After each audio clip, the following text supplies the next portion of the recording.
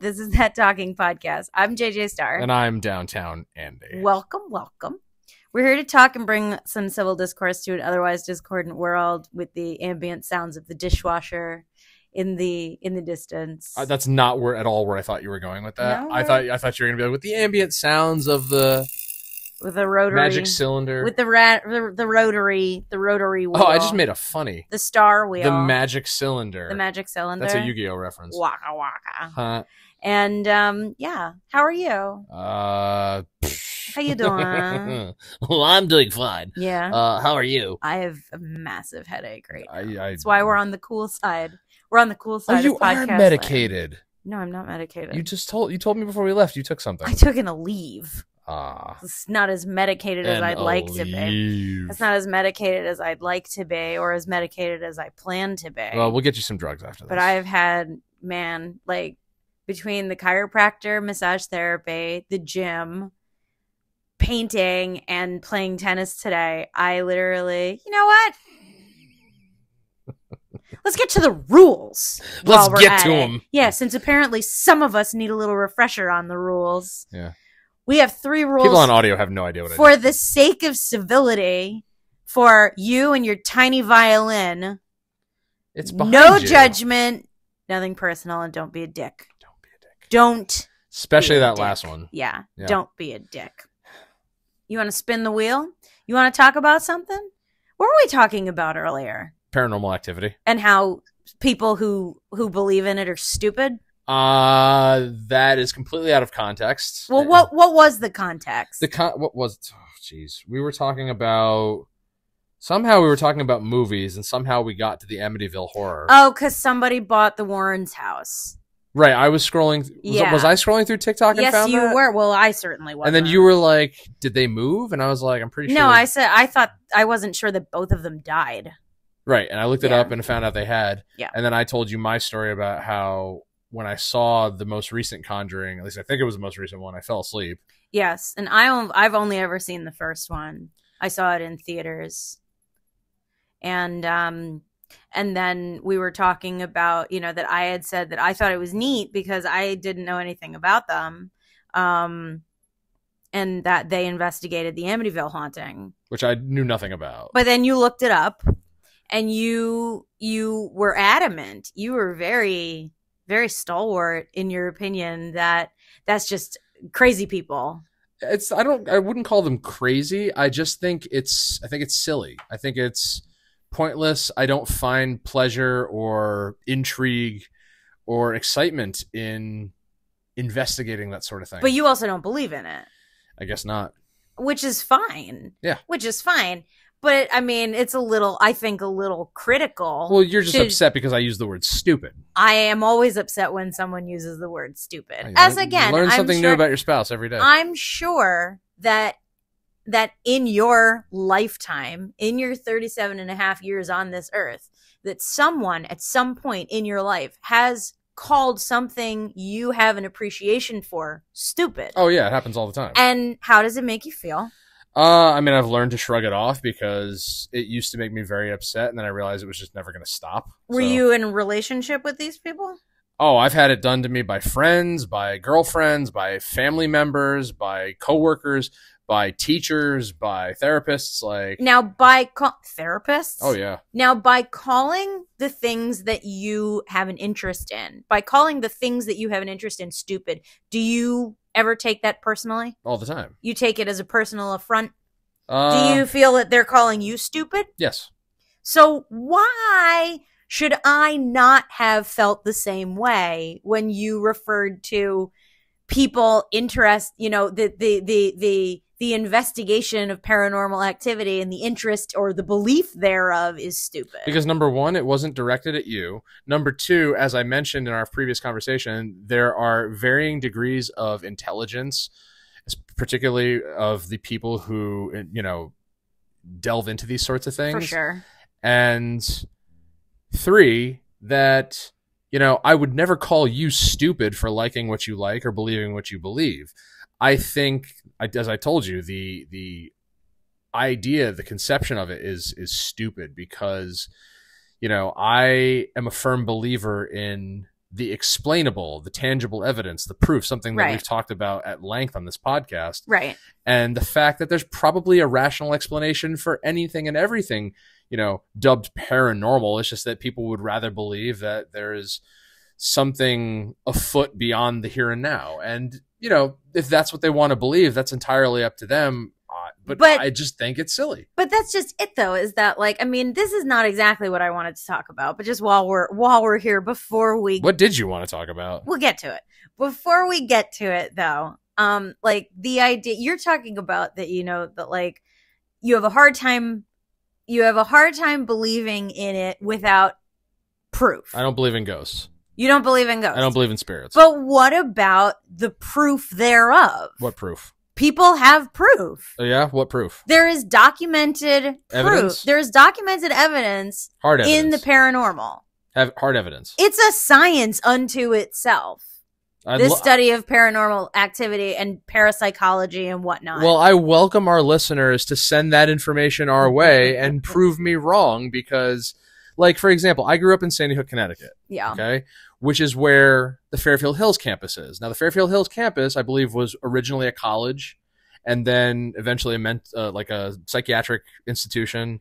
A loony bin? Sure. Okay. And for a long time was just an asbestos-filled campus of unused buildings where bored teenagers would go to, search for ghosts. Mm-hmm. And, the blood on the walls of the basements and the corridors where, you could still hear the screams of the patients and things Mm-hmm. like that. And it's just it was everyone's favorite place to get, chased away from by the cops. And in all the years that I'd heard people say, we're going to Fairfield Hills tonight, I'm just like, don't you have anything fucking better to do? Really? You're going to go down to the hallways and probably get drunk and just be silly and stupid and run the risk of running into law enforcement because they're going to be down there too. And sometimes people like to break into abandoned mental hospitals and, go up 20-something flights of stairs to have a picnic. I don't know. To me, it screams bad news. Some people do things like that. Yeah. And, aside from all of the screams you can still hear and everything, it's still a nice view. Not Fairfield Hills. I've never been to Fairfield Hills. I'm talking about Kings Park in Long Island. I mean, there's still buildings that are, abandoned and asbestos filled and haven't done it. I mean, I'm glad that they started using that campus for something. Yeah. Like the new town hall is there. There's a fitness and recreation center there. There's other stuff, but, for a long time, there was this debate in town about what to do with the campus because it's here. I don't know if the town had actually owned it at that point, but people talked about it for years. And it's do something. Don't let it just sit there and rot. Right. This place has history. Why was it even abandoned in the first place? But the talk of the town was always, there's spirits, there's ghosts, fucking George. The story that, went around was always this guy, George, the one that used to the old guy that hung out at the diner and the gas station, Dunkin' and all around town, was once a patient there. And once it shut down, he had nowhere to go. That does happen. They did that whole Geraldo expose on the mental hospital in Staten Island, I think, was, the fact that it was originally like a TB ward. And then it turned into basically a dumping ground for for kids and adults both who were either emotionally disturbed or, mentally retarded and things like that. And then it closed down. The staff left. They just left they left the patients there. And Geraldo went in and exposed the whole thing and everything. And it was wild. And they actually based season 2 of American Horror Story on that. If ghosts were a real thing, I would welcome a visit from George because I fondly remember seeing him at the Sandy Hook Diner every Sunday morning. And I would sit with him at the counter. And I'll never, because this is how he would greet me. Hello, boy. Hello, Joe. Just like that. And I'd sit there and I'd hang out with him. I'd be like, Mom, Dad, you go in the dining room. I'm going to sit at the counter with George. And he would just I don't even remember what we talked about. Probably asked me about school. Yeah. And then years later, when I started working at Dunkin', he would hang out. He would show up all hours of the night. I remember being there at 2:00 in the morning waiting for the truck to arrive. And he's out. He's walking up to the door. Now the lights are off, door's locked. He's walking up to the door alone, trying to open. And he's standing there for a good 2-3 minutes just trying to open the door. It's first of all, who let you out? Like, you're going to find out years from now that he was dead the whole time. he had handlers like at the time. He was probably died in like the late 80s. No. And it turns out it was, like Large Marge. No. But I mean, I'm pretty sure he has since passed, but like, that was one of the urban legends is like, Fairfield Hill shut down and then he had nowhere to go. I mean, I don't think I'd consider it an urban legend. It's probably true, honestly. But he was Newtown's man about town, and I loved running into, like, I used to see the way people would like look at him and like, okay, he's elderly, he's mentally deficient, but he's a nice guy. Yeah, I don't remember having a bad moment with him. Well, cheers to you, George, wherever you may be. So I wanted to just, in the same vein of the conversation you and I were having this morning that we just, let everybody in on, and an experience that you and I have had with multiple people over, I'm going to say the last 4 years, but specifically the last year. Okay? Mm-hmm. Within the calendar confines of 2025, all 7 months that we've lived through so far, right? You and I have been... I'm getting my bearings. You and I have been, I'm not even going to say accused as much as we've been on like the butt end of this weird phenomenon that seems to be sweeping people. And that is the idea that any difference of opinion is all of a sudden a personal attack on people. We have been experiencing this, I would say, on epidemic type just proportions. So what is your question for me? I don't necessarily have a question as much as, like, you see it, right? Like, I'm not nuts. Like, it starts with, if you voted for such and such, then you are not my friend. You don't love these people. You are not, a supporter of X, Y, and Z and everything. That's identity politics to the 100th degree. And it's not even has anything to do with politics. It's the fact that, now we're living in a time where everyone claims membership to something, and anyone who's not in that club is seen as an adversary. But I think that you would agree with me. I'm not putting words in your mouth, but I think you, my husband, would agree with me in saying that it is borderline ridiculous. Well, I mean, this for people to believe that every difference of opinion is in fact a personal attack against them. Well, I mean, this is something that like I experienced very early on in life. Like, it's not as severe, I would say. But like when I was a kid, like I grew up playing Pokemon and Yu-Gi-Oh. Right. Okay. I never played Magic the Gathering when I was a kid. All the older kids and older people played Magic the Gathering. Mm-hmm. But we always got this feeling, this like unspoken, sensation that like the Magic the Gathering players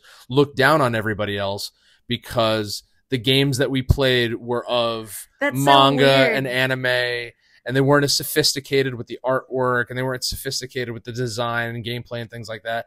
And some people actually were like that. Some people were very, very territorial and just kind of like, oh, fuck you, stupid kids. It's so weird to think of that, though, all things considered, because I'm pretty sure that the kids in my school who played Magic the Gathering were like the biggest outcasts in general. Well, I mean, anybody who was in that, realm was considered an outcast. Yeah. But at the same time, within its own, like, the people playing Magic or playing Warhammer or playing anything. Oh, God, Warhammer. Anything involved in like the nerd realms that wasn't, cutesy or anime related were just like, turn their nose up at it because, those things got more traction due to the other mediums like manga and television and things like that. I had a friend a few years ago.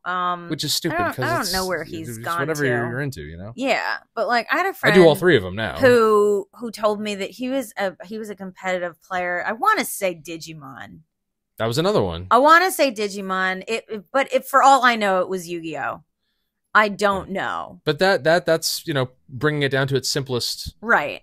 you know, ideas, in the fact that like now in 2025, people are exhibiting the same tendencies in regards to real politics. Yeah. Into, you know, everything from beliefs to jobs to personal choices to, you know, what company you keep and things like that. Like, whatever happened to the gray area?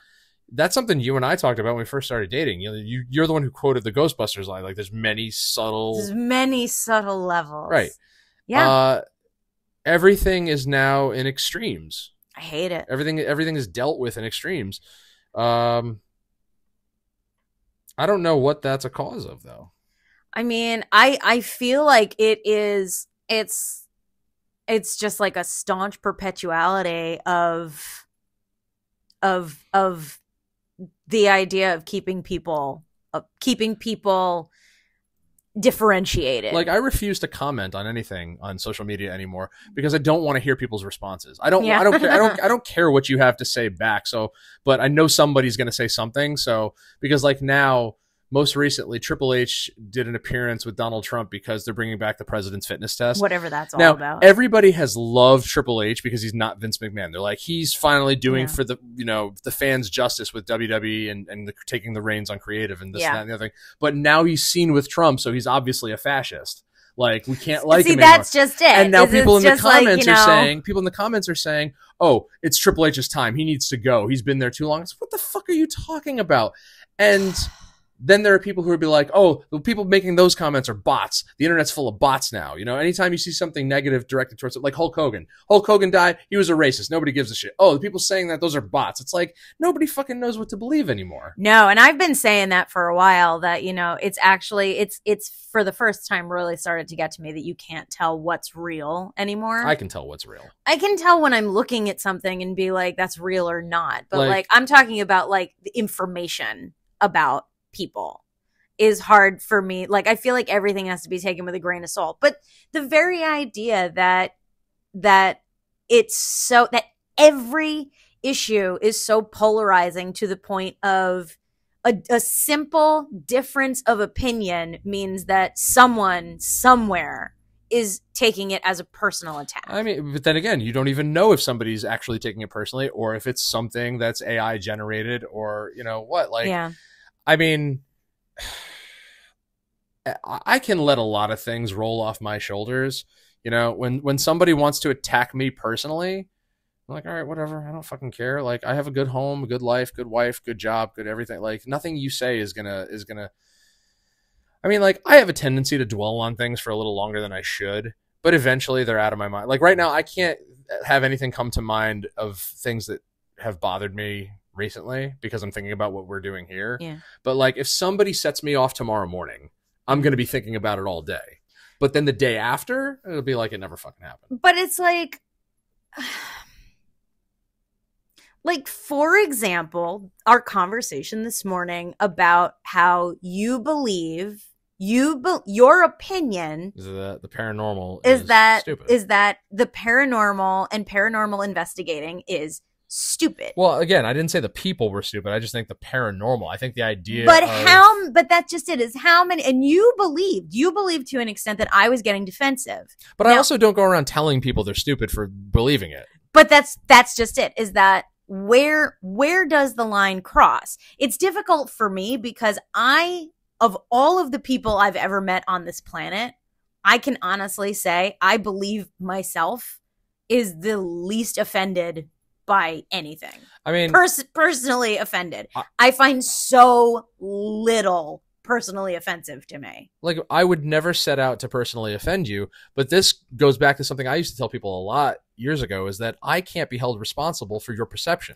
And that's something that you and I have talked about on numerous occasions, is the idea that, you know, everyone believes that words coming out of someone's mouth are offensive. It's like, no, it's your interpretation of them that you are taking offense to. Because we're not mind readers. Yeah. How are we supposed to know how someone is going to take or interpret what we say? I mean, we don't. Like, that's just it, is that if I were to sit down with let's say a 17-year-old, right?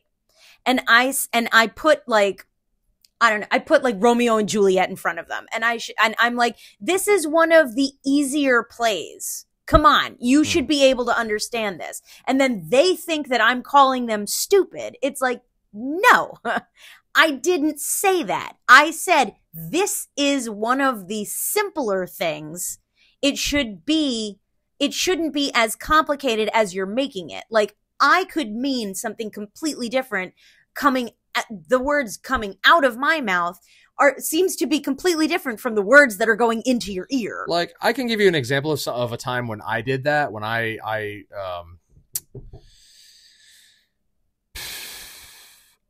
set out to personally attack somebody. Oh, because it was purely retaliation, but in retrospect, it was silly and yeah.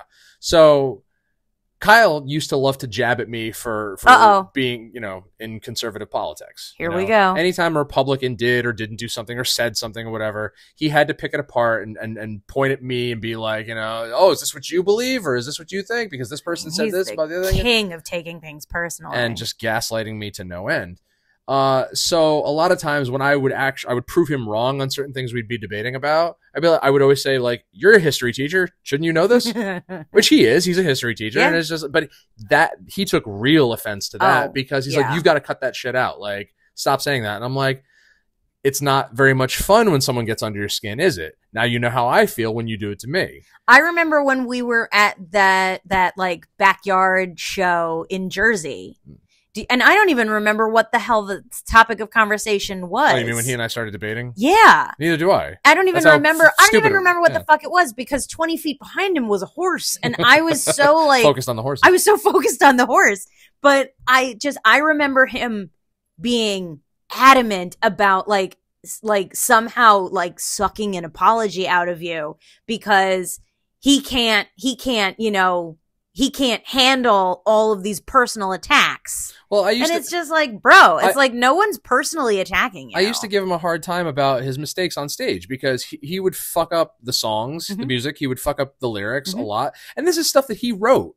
Like, dude, I'm your lead guitar player. Why do I know your stuff better than you do? Yeah. And when I'd call him out on this stuff, I'm like, dude, do you practice at home? Like, I practice at home all the time.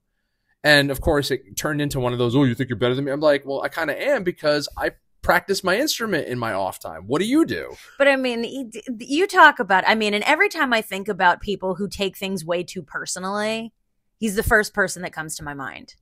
He's genuinely the first person that comes to my mind because I've never experienced a human being who is so hell-bent on making sure that everyone is personally attacking him. Because he can dish it, but he can't take it. Yeah. And that's why I'm not in a band with him anymore. But it makes me wonder, the internet will tell. I've got to spend 4 days with him. Well, you don't have to spend it with him. You're just spending it in the same vicinity as him.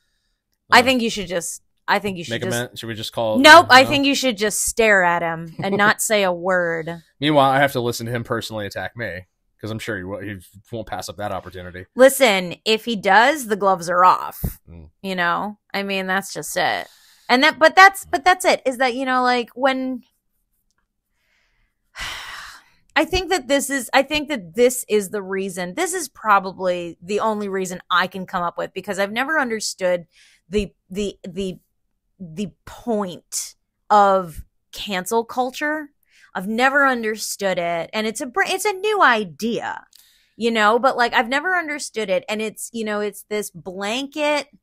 Everything is offensive to somebody. So newsflash, everything's been offensive to everybody. It always forever. has been. Yeah. It always has been. But now it's the responsibility of the dishers, right? The dishers to curb themselves for the sake of hypothetically offending somebody in the general vicinity. And I've never understood that. I've truly never understood that. I still think we should be able to take back fag. Well, they say it in Shakespeare. Well, they say it in Shakespeare, but they've said it in it's in one of my favorite Fountains of Wayne songs. Yeah. And I I've never heard anybody get upset about it. Listen, I've literally never heard anybody get upset about it, and I'm just like, it's a word, yo. It's like cunt. Like, I don't care. Like, yeah, but I really like using the word when describing a really dumb person. When I went out for my 28th birthday, we're talking a long time ago. When I went out for my 28th birthday, it was basically me and a bunch of my gay friends went to Lucy's to have drinks, and there was open mic and everything. And my friend Bobby was there, and one of the regulars at the bar was out who was gay, and I had asked him, and I was like, he's a little young, but would you be interested in meeting my friend over here? And he just kind of looked at him, and he's just like, no, I don't go for faggy guys. And I'm just like, well, there you go. See, I think I know what the problem is, but nobody is willing to examine it further. It's the fact that we don't search for commonality like we used to. Yeah. Because and I hear this all the time because I have a lot of friends that have trouble, getting into relationships or meeting girls or talking to girls or whatever. And it's just like, I mean, I'm not an old hand at this or anything, but it's just like when you want to strike up a conversation, or at least when I do, you go up to somebody and you just make shit up. You make it up as you go along. You start somewhere and you what is it, dovetail? Is that what it? Dovetail is sort of piggybacking. Sure. Yeah. There you go. Yeah. I've always heard that phrase. I never exactly knew what it meant. And you just go from there. And if it extends to something further, great. If not, you try the next one. In that sense, I've my only thing, like, I understand, like, to an extent, I understand people are anxious about speaking to strangers. It's like, that's nothing fine. new. That's nothing new.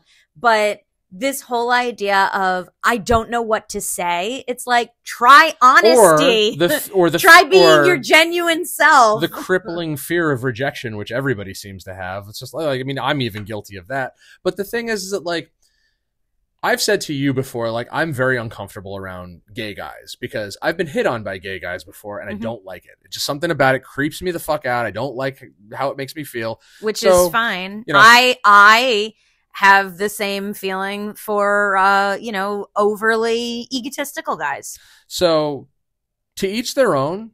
Like, no problem with them. You want to hit on each other all you want? Go right ahead. Just stay away from me. Just don't hit on me. I'm happily married, yeah.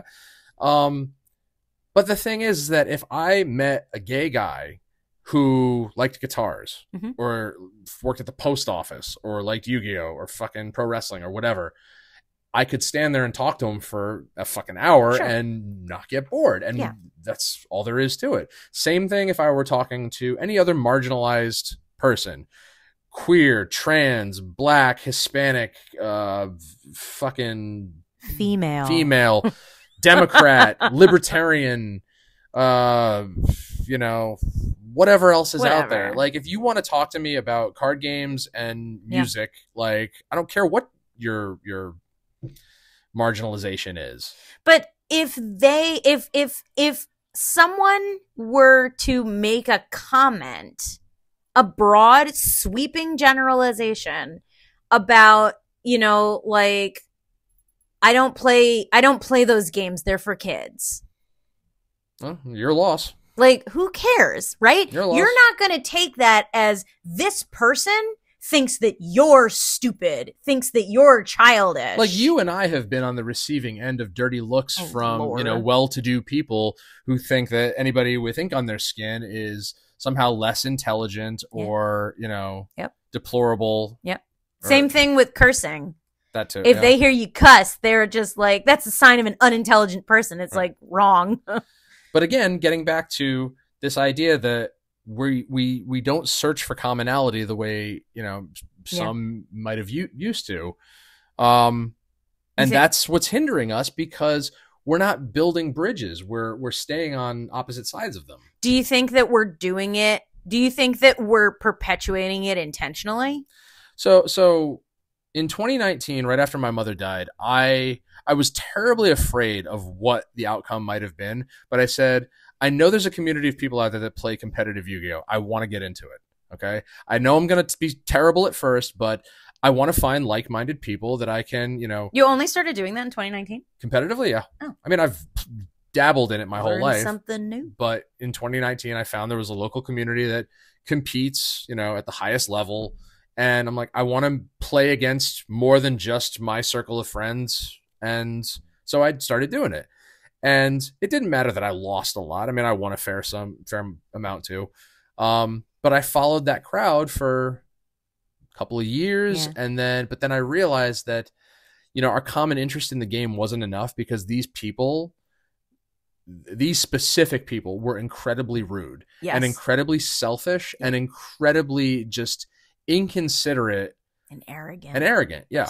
I remember going with you that one time and you told me about everybody and I was like, I don't know how you tolerate these people. I mean, the hardest thing, like I knew they were competitive. I just didn't expect them to be so like gloating and full of themselves. Like that's just it, is you don't have to be an asshole. Like, if you know you're good at something, like you don't have to brag. And I used to tell these guys all the time, like, I don't care if I win or lose. I'm here to have a good time. Mm-hmm. So if I win, great. If I lose, not a big deal. I want to have fun. I want to be around like-minded people. The thing that I'm pretty sure this was the very last time that I went. But I watched as there was this one mentally challenged kid. I think I've said this on the podcast. Yeah. Mentally challenged kid who showed up every week, always lost, didn't care. He was having a good time. Mm-hmm. His dad would always get him his cards and bring him food. Like he'd bring him dinner while we'd be sitting there. Matches. And he pulled like an $80 card one night. And the person I played in round one after this guy beat me was talking to a friend of his about the best way to try and get the mentally challenged kid and scam him to sell them that card for $20. Yeah. And I should have got up and slapped him.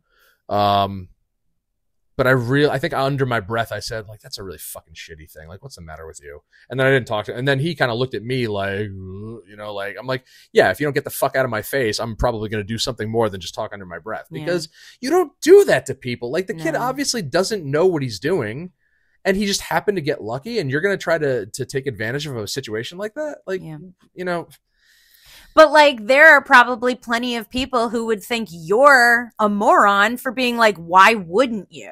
Actually, if I remember correctly, I played that kid in the next round, and I let him win.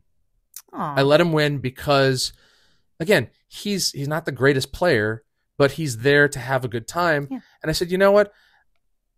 In my mind, I was saying to myself, I had more fun losing to that kid than I did beating anybody else that I played that night. Yeah. Because in that night, I didn't have to win. I didn't want to win. I wanted to have fun. Yeah. Because there were nights where I wanted to be competitive and I wanted to, see how far I could go. But I look at this kid and I'm just like, he doesn't know any better. He just he wanted what I wanted. He wanted to be around like-minded people. And they all made fun of him under his breath. It's like, you wouldn't be saying that if you were in his shoes. But that's just it, is that I feel like people like that, like even like if you have an ego that inflated with regards to something, dare I say it, as frivolous as a card game, just saying, I understand that people do it like super competitively and for stakes and stuff, but like, let's just call a spade, that if you're going to get that up in arms about something as frivolous as a Friday night card game, okay, that I can only imagine that these are the type of people, and I could be talking out of school here, but I can only imagine that these are the type of people who, in the event of them losing, would somehow have just a litany of excuses ready for why they lost. Oh no, I mean, I've seen all like these. there's no graceful loss. Everything has to be, well, the reason why I lost is because, you did this.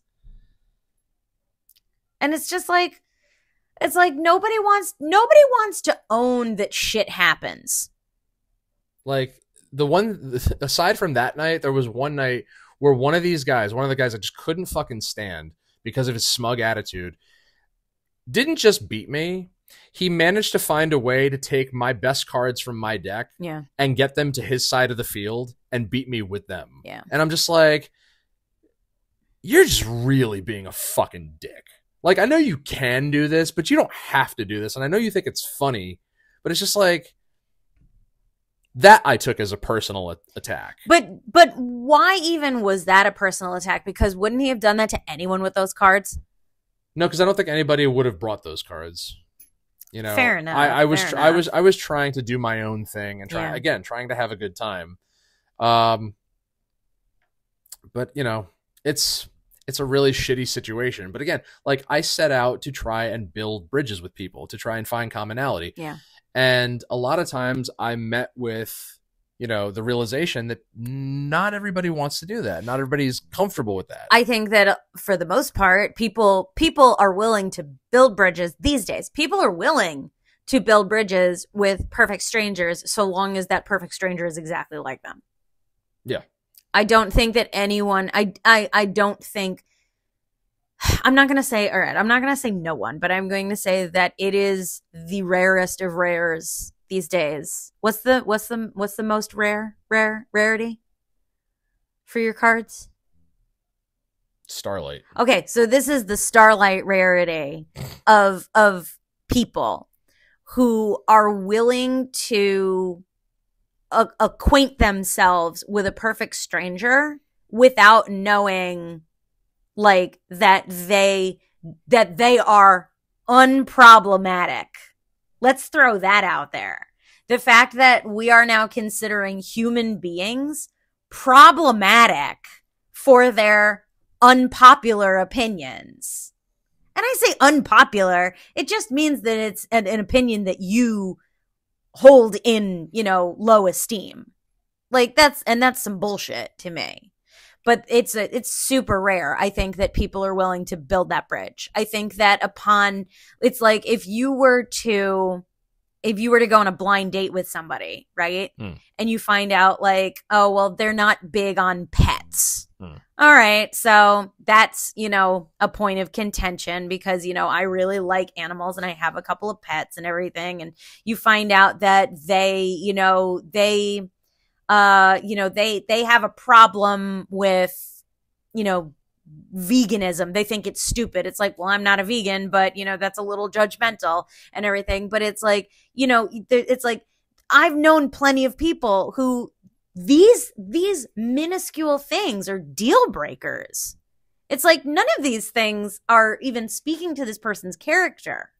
They're barely speaking to this person's character. The guys who make Black Rifle Coffee did a really funny spoof on that where this guy is hugging this girl at the end of a date and she's like, is that a gun in your pants or are you just happy to see me? He lifts up his shirt. He's like, actually, it's a Glock 19.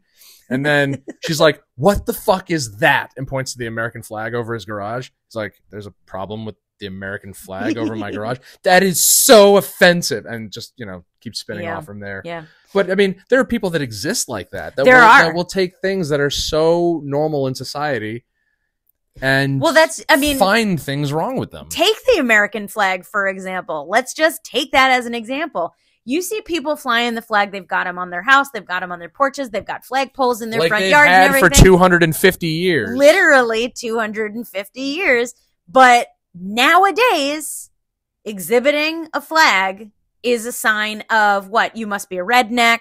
You must be a conservative. You must be a racist. You must be a racist. You must be a misogynist. Fascist, a misogynist. Yep. All of these things. Just because you are flying because we're on stolen land. Because you're flying a goddamn flag. Because they will find, anybody who would complain will find anything to tear into it with. They will, you know, be like, yes, I'm flying an American flag because I'm an American. No, I'm not a fascist. Well, you're on stolen land, you know. Oh, yeah, there has to be something. Like, you know, you're an immigrant too. Like, you can't say that you want, you know, everyone deported because your family wasn't originally from here either. And it's just like, and that's just it. Is that and none of this has to do with the differences between right and wrong. And what's right is that everybody should be entitled to their opinion and be able to say what they want freely without fear of anything. Yep. And what's wrong is for somebody to act aggressively towards these people just for speaking their mind. I think that we've really put a premium on the ability to be honest these days, because I think that there are very few people within everyone's own circle that you are able to be honest with. And I mean 100% honest. Like, I'd love to honestly go up to the people that cut us off on the road the last 2 Sundays in a row and be like, you are fucking stupid. But I can't do that. I mean, you can. I don't know who they are. I have always said that there should be no fear of honesty. But the fact of the matter is that the honest truth is that you will suffer consequences one way or the other. Yeah. Like, that's just it, is that everyone wants to curb their honesty nowadays because for fear of repercussions or confrontation or whatever the fuck else is the problem and everything. But it's like, listen, you don't have to, but you can be honest with someone about being a douchebag, but you may or may not get, a punch to the face. I gave you my honest opinion this morning. Which was fine. I didn't take it personally. Awesome. Excellent. I didn't take it personally. Now, you thought that I was getting defensive. It sounded like you were. And all I was doing was asking for your clarification. Because I wanted it. There's a fly in here.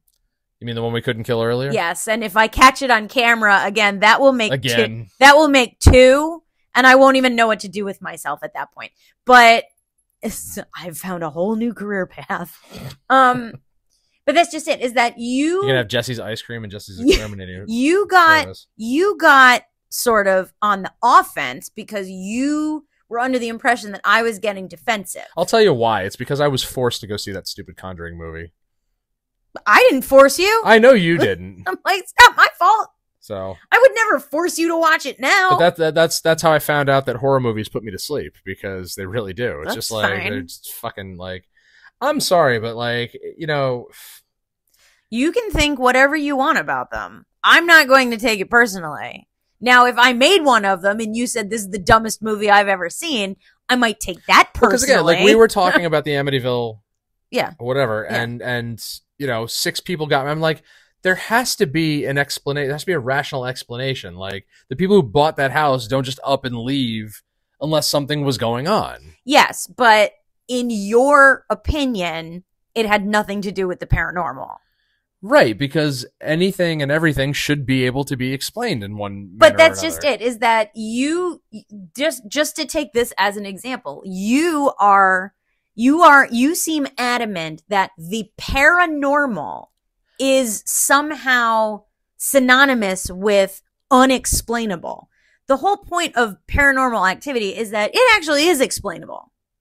Well, again, it is perfectly explainable, and there is plenty of evidence out there for the actual, encounters with paranormal activity and everything like that. There is plenty of evidence out there. There is written documentation throughout centuries of things like this. Because I would welcome for our listeners to challenge me on this, and then for us to, fire off a rebuttal on the next episode.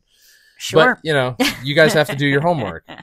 But that's just it, is that, it's not the same thing. The idea that something is paranormal or supernatural is not necessarily means that it is completely inexplicable. I mean, I've already alienated the Catholic Church by saying that Jesus was just a fantastic magician. I mean, if the walls in this room just started bleeding right now, like, surely there would be an explanation for that. I feel it's just, it's that every horror movie buff in the world smokes too much weed. Whether it is that someone on the other side of this wall is soaking the drywall in blood, or a paranormal or supernatural entity is in fact bleeding through our walls right now. Either way, it's an explanation for bloody walls. I see what you did there. Okay. But I sure as shit am not going to take any of that personally. And that's just it, is a lot of the things that I have a tendency to talk about on this podcast especially are things that I'm really desperate for an explanation of, because I don't get it. Like what? Like, what are you desperate for an explanation of? Well, like this, for example, like why is everything so personal? Why is it? Because people choose that for that. Because they're not influenced enough by the right people to be like, okay, I don't have to lose my shit at that. Like, we take our cues from not from social media influencers, but from real influence, from our parents, from our teachers, from our employers, from our, like, anybody that we hold in high esteem. Like, I just rattled off names of ones that I have held in high esteem, but like, who do you look up to? Who do you admire? Who do you, take your cues from? And it's just like, we are mirror reflections of those people. It's just like my compassion and empathy obviously comes from my mother, and my stubbornness and sternness comes from my father. My quirkiness and smartassery obviously comes from my brothers. What do you get from me? What do I get from you? My ability to not give a flying fuck and to promote self-care. Aww. Because I've never been as into self-care until we got together. And part of that has to be letting shit roll off. Yes. It has to be, because now, all of that shit, you take it, you ball it up, and you shove it way down and everything, and it's just like, how is that taken care of? But there are still times where I want to throw hands, and that is solely because there are people who egg me on because they enjoy it, because they like the react, they like getting the reaction, and they think it's funny to tease me, and it's just like, boy, would I love to shut them up. Yeah, one of these days. One of these days, we'll get back to a time when that sort of thing is legal. But rule number one has been from the very beginning, nothing personal. No judgment. No judgment. Rule number two is nothing personal. And that's just it, is that you and I made these rules because the whole point is not to jab at each other. Right. That's the whole point. And we have said that the rules that we have for this podcast are not just for this podcast. Like, these are fucking life. These are ways of living a peaceful life. I genuinely believe that you're a very intelligent person. Just because you believe in the paranormal doesn't mean I think you're stupid. Doesn't mean that I think other people who believe in it are stupid. I think the idea of paranormal, of believing in the supernatural, is just silly. And that's perfectly fine. Just an opinion. And that's just it, is it's just an opinion. You're not trying to change my mind. Nope. You're not trying to foist your beliefs on me. Because how hypocritical would it be for me to say that and then to try and, go out and recruit for the church? Are you out there proselytizing? No. Wait, no. Proselytizing? Proselytizing. Is that what they call it? Yeah, that's when you are trying to recruit for the church. Which church? I've never heard that word before. Specifically for Jesus. That's too broad. Jesus, remember, there's like 1 million different denominations of Christianity. Yes, and that's another thing too. To recruit is proselytizing. As you know, as a having been raised a Catholic, I have befriended so many Jews in my lifetime, and I don't care that they're Jewish, and I don't care that I'm Catholic. Our commonalities are what brought us together. Mm-hmm. And it wasn't our faith or lack thereof that separated us. It was the fact that some of these people are just assholes. Well, yeah. I actually have great respect for the Jewish faith because of the fact that Christianity is derived from it. Yes, and, it is. And especially when it comes to Orthodox Jews, they are very adamant about their traditions and their, rituals. I think that it is. If anybody wants to educate me on Muslimism? Islam. There we go. Thank you. Anybody wants to Muslimity? I'm sorry. Don't take that as a personal attack. That was funny. We're gonna have to keep that one rolling. I mean, I love that one clip that's out there that just like Jews, Christians, and Muslims, they're all brothers, and the fact that they fight each other is fucking ridiculous. Like, yep. I love that guy's interpretation because it's just like, you want to invite me to your synagogue or your mosque or whatever, like, I'm down. Who is that? What? Who said that? Who? I don't know the guy's name. It's, okay. It's one of those things that comes up on TikTok every so often. Nice. But yeah, he said it was disgraceful that Jews, Christians, and Muslims fight each other. It is. Yeah. In my opinion. There's the fly. All right. We're going to go get that fly. Yeah. And, thank you for tuning in to That Talking Podcast. If you have, some comments or some answers as to, why, y'all out there seem to find everything so personal, please send us an email. And if you were personally offended by this episode, go fuck yourself. DTAndy and JJStar@gmail.com. You can go to our website, thattalkingpodcast.podbean.com. No more BS. No more BS. We're on the Can we PB. put that on a t-shirt? I don't know. We might be infringing on Paul White, because when he went from WWE to AEW, his shit said no more BS. Oh, yeah. So I don't know that we can do that, but if we can, maybe. It's like right up there with when they changed the F to the E and the shirts all said get the F out. Yeah. But yeah, download the Podbean app, and give us your likes, because stats are important, and they can make us money. And what else is going on? Social media. DT Andy and JJ Star, and Instagram, Coat of Arms Tattoo, Love Hard Art, Tax Collectors and Harlots. A week from when this airs, we will be gearing up for Rat's Nest. Yes. The 14th through 17th in East Durham, New York. Do it. We got 4 shows. There's Rat Rods. There's Burlesque. There's Burnout Pits. Heck there's food. There's fun. There's debauchery. Come indulge in all of it. And there's a lot of alcohol. They have like Chinese food soup containers full of booze. Lots of booze. Yes. But it'll be a good time. Go hang out, say hi and all of that jazz. Buy some shit. Buy some t-shirts. And actually, wait, that was in the downstairs bar. I don't know if that's going to be open. There's still going to be alcohol. You can always pour 2 into the. Yeah. And I'm gonna go nurse this headache. And that's a full lid. Yeah, you got anything else to plug? Just you. Oh, and here we go. From the 3 of us at That Talking Podcast, I'm JJ Star. And I'm Downtown Andy. We'll talk to you later.